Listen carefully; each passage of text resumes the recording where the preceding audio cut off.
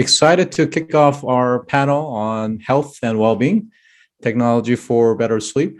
Joining me on the panel is Francois Kress, CEO of Feelmore Labs. Hello, Scott, and thank you so much for having me today.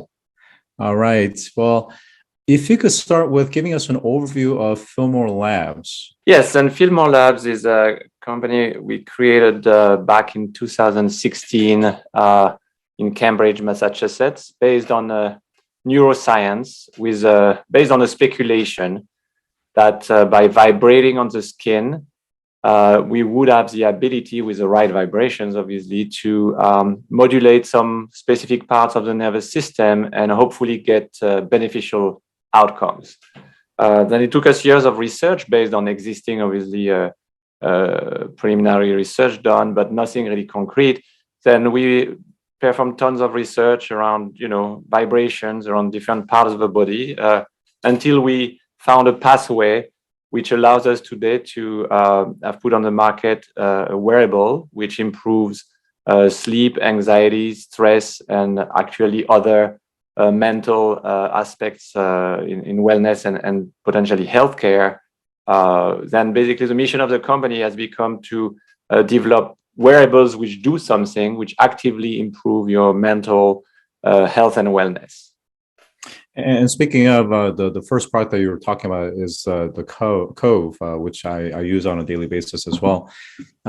Let's start with the bigger picture first, in terms of what is this problem that you're trying to solve, and I think most of us can relate. But if you could go into a little bit more detail. Absolutely, and interestingly, we didn't necessarily start the company with this specific problem in mind. The problem was broader. It was, mental health and wellness in general. But through research, we really nailed two aspects mainly, which is stress on the wellness side and anxiety on the medical side. And as a side benefit, but a very important one, better sleep, because sleep is usually impacted by stress negatively. Then we are we're helping to solve or reduce the general stress and anxiety, which we know exists globally in society. We know that tens of millions of people only in the US consult a doctor every year for different degrees of anxiety and stress, which are usually cured or at least I would say addressed with prescribed drugs, which we know have many side effects and are addictives. And we are trying to bring an adjunct treatment or potentially a substitute treatment, which is much lighter to those problems which are endemic, especially in a time, following the COVID pandemic, what's happening globally at a socioeconomic level and war and all these aspects. We know that stress and anxiety has been at an all-time high in society worldwide. Yeah, I think you bring up an excellent point, which is that many of us have gone through COVID-related mental health issues, right? Zoom fatigue, but really going even further, and what we're talking about is the correlation to opioid epidemic. When we have loss of sleep or have over amount of stress that we can't cope with, it affects us. And unfortunately, for many people, they're depending upon aids, whether it's coffee, alcohol, or opioid.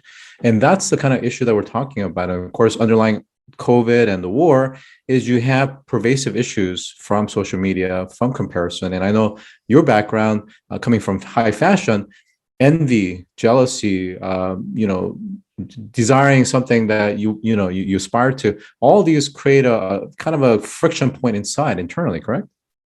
That's very true. I mean, can we fix human nature? It's a bigger question, but can we help? Certainly. And all your points are very valid. Again, prescribed drugs can be wonderful if they are prescribed properly and controlled, but anything which becomes abused, which is a temptation, especially in times of crisis, become very threatening. And even if they provide a relief for very short terms, they are extremely impact us very negatively mentally in the long run.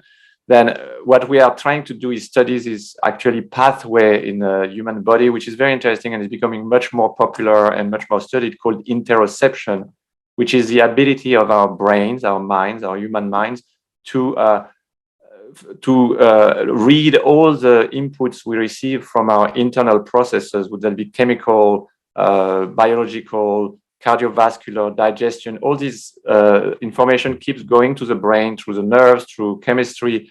The nerves interpret it and acts back on the body to regulate all that and puts us into a balance, which is this homeostasis, which makes us feel good or helps us respond in a time of crisis. When we need to fight, we are ready to fight. When we need to relax, we relax. Today, this system for most of us is all out of balance. Interoception, our brain doesn't interpret necessarily those messages clearly.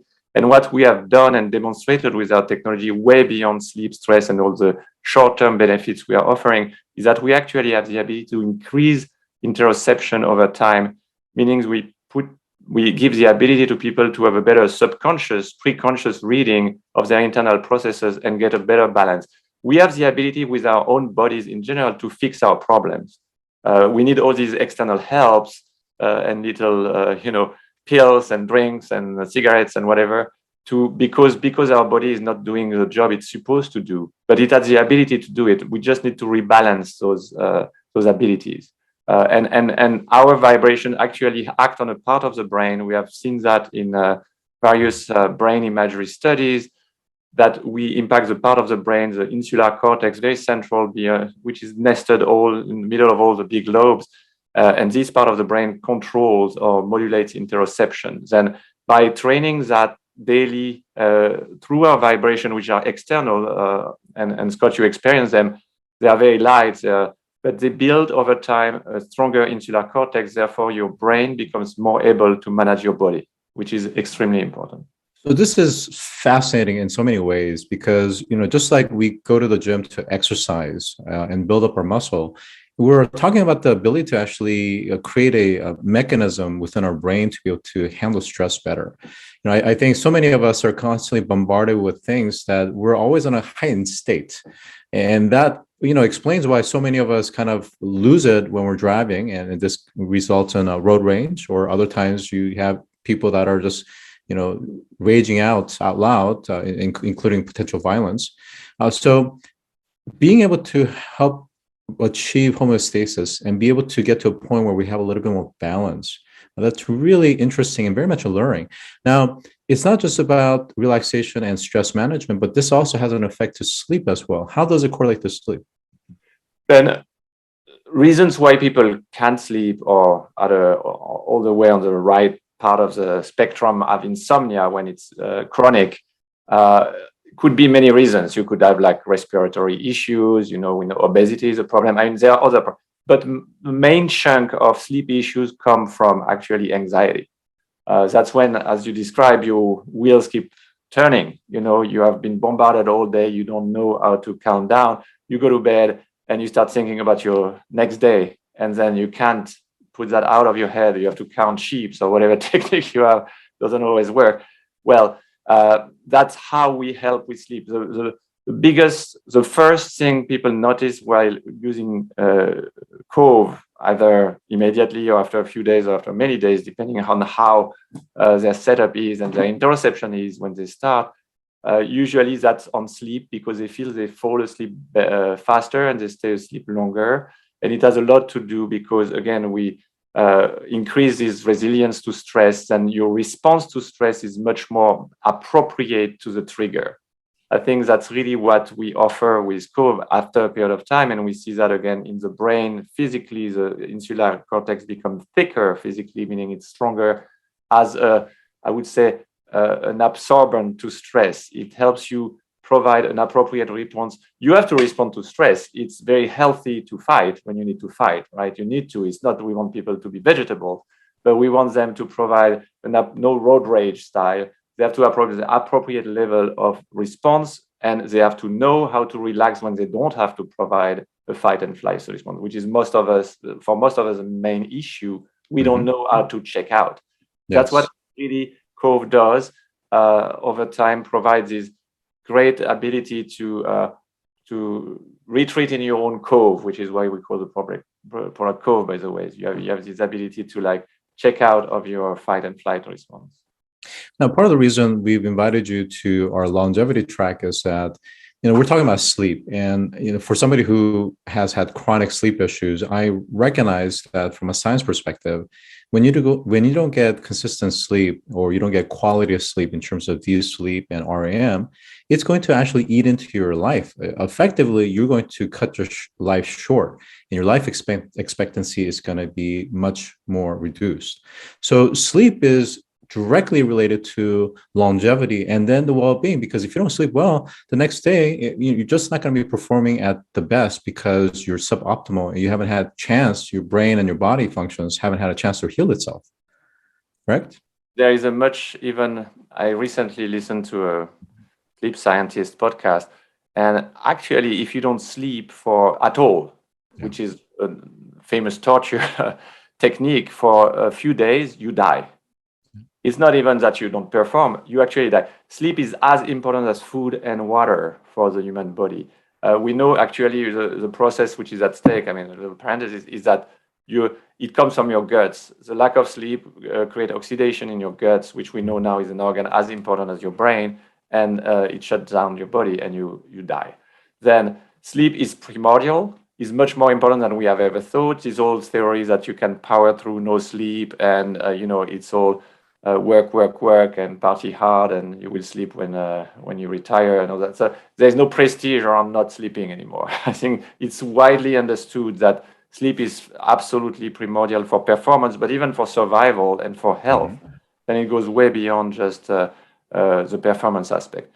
But to your point, for us, that was really the aha moment for our technology. When people started reporting, we were more looking at anxiety because it was very consistent with the brain parts we're hitting, because the sleep processes are much more complex to look at in brain studies. But the reports from users were very, very frequently, oh, I slept like a baby tonight for the first time in a long time. I wake up in the middle of the night. If I use Cove at 3 a.m., I will fall back to sleep half an hour later. And a lot of indications that reducing the threshold of stress would help with sleep. And therefore, people report obviously a much better life overall. There is no magic. They still will have bad nights if you're an insomniac, as I am. Cove hasn't resolved everything in terms of sleep, but certainly brought the threshold of falling asleep and the ease to stay asleep down, which is phenomenal for me. So you started to allude to it, but can you go into a little bit more depth around some of the pre or clinical studies in progress, and recognizing that this isn't the silver bullet per se, but when it works in conjunction with potentially other therapeutics or things that's been prescribed, it can enhance the overall benefit without having to be completely, dependent upon, let's say, for example, sleep aids. Absolutely. There is not one single way to get to better sleep or reduce anxiety. We know CBT, cognitive behavioral therapy, is still one of the most effective way to deal with affective disorders, from depression to anxiety to even sleep issues. Then there are plenty of ways, we know, like meditation for people who can do it works too. And they all kind of tap into the same processes. Ours is a great adjunct treatment today. And as you said, we are performing clinical trials, which we are dealing with the FDA. And hopefully before the end of the year, we'll have a clearance for at least one clinical claim indication. Then those trials will allow potentially medical doctors, psychiatrists, to prescribe Cove, our technology, as an adjunct treatment to whatever people are already doing. And obviously some people may just do Cove if that's what they prefer. But today we are entering the market more as an addition and potentially substitution over time. And it seems to be very satisfying. We know that therapists, even if it's not yet FDA cleared, some therapists are using Cove in their sessions with their patients because they feel it's an accelerator, or at least it's a great helper to bring people in the right zone for them to reach out to whatever they want to do during their sessions. One of the things that I found with this is that I don't always have time to do 20, 30 minutes of meditation, or just take time to just try to find my center of gravity. What it does is it actually forces me to, coincide my meditation together. So even in between meetings, by actually using that, for instance, it actually helps me to regulate my breathing, focus on my meditation again, center myself so that I'm ready for my next interaction. So there's a kind of a efficiency, if that makes sense, as well as the fact that I am not having to rely upon other things to, remedy it. I'm not having to look for coffee or something else to, calm myself or collect myself. And the fact that I'm not having to rely on pharmaceutical or chemicals or something else is very liberating, I think. Oh, that's wonderful. I want to ask you, because today's event is really around the theme of scaling, right? So we could find great solutions, but if you can't scale globally, then it's problematic. So right now it's in this form factor, but as you think about, because Feelmore Labs is really a larger platform that's going to be creating many different things down the road, but how do you foresee this getting built into every earbuds or headsets or AR or VR headsets, so that no matter what we're doing, listening to music or being in a meeting like this, that we can actually be exercising the right part of our cortex? That's a great point. It's obviously the long-term, medium-term vision for us. I also believe in general there are too many wearables today, in the sense that we have only limited real estate, right, on our body. You are supposed to wear an Apple Watch, maybe a classic watch, and then a Whoop, and then an Oura ring. I mean, they are multiplying, and each of them, except maybe the Apple Watch, but most of them have a single-use purpose, right? Ours doesn't stay on your body all day, which is maybe a benefit, which is maybe also a harder thing because you have to find it, charge it, put it on your head. Then we are like really trying to understand what the future of all these functions, which usually are most of the time exist on a single device for a single purpose, which I think is going to saturate very rapidly the human real estate and the patience of users, because you have different apps and all that. And for us, obviously, integration in existing wearable devices that people use commonly, like headphones. You mentioned that. Obviously, listening to music, people have headphones. Inside the ear, it's very hard and could be very effective, but vibrating inside the ear canal would be too noisy. Then we gave up on that. But we could move, in theory, around the body. We thought about a watch form factor, but again, that's for 20 minutes or twice 20 minutes a day, it's too much of an effort to put something or keep something on your wrist. It doesn't make much sense if it doesn't do anything else. So again, we are exploring a lot of integration with existing or future partners, which could integrate our technology, which is not so easy, by the way, technically to implement, because it's very hard to vibrate without creating noise. It's hard to vibrate without consuming too much power. And then the battery life, which, by the way, our first iteration of the device is not perfect. We have a roadmap for improvements. Then, to your point, we will move the device around the body at some point for testing, see if we get the same results by being in other body parts, because actually we interact with the skin more than with the head. Then is that still providing the same results? And we have some data there, and then try to integrate with existing players. Interesting. On the galvanic skin response and through the skin, that's quite interesting indeed. Now, as a kind of a platform, are there other areas that Feelmore is potentially interested in pursuing as well? In terms of endpoints, in terms of claims, we have definitely a long roadmap, but we have really made a point since the beginning to not make claims, which we could in the wellness world, which is not regulated. You can say about whatever you want, but we only make claims that we have data to back it up with. And stress, sleep, and cognition, we have some preliminary data, but quite solid. We know we improve also, which is very consistent with reduced stress, but memory and attention increase also with the use of Cove over time. Then all that is measured, and we can make these claims, which on the clinical side could lead to obviously all the different indications related to anxiety, social anxiety, general anxiety disorder. All those are very regulated. Insomnia itself, and then ADD, ADHD. We know how much adolescents suffer today from anxiety, leading even to anemic suicide in that generation. Then there are many areas, especially on the clinical side, that we are going to keep exploring. And once we clear one with the FDA, it becomes easier to clear the others. And we are almost there. Then the ambition is to really develop a very strong clinical side of the business in the future, because for adoption, it's obviously an accelerator. And to your point earlier, how do you become global? How do you scale up? I think the scale will come from our consumer effort, but will come mostly from the clinical effort whenever we get there. Agreed. Absolutely. Now, in terms of your kind of next financing milestone, where are you guys, and what's kind of the next thing, and how will that support your next set of product development? Yes, and we raised our last round was in 2019. 2019 actually, with our Series B. We raised 38 million to date since 2016, which has been used a lot for obviously research, engineering, etc. We will go out in the second half of this year once we have a strong sense that our FDA effort is bearing fruits, which we should know by the summer.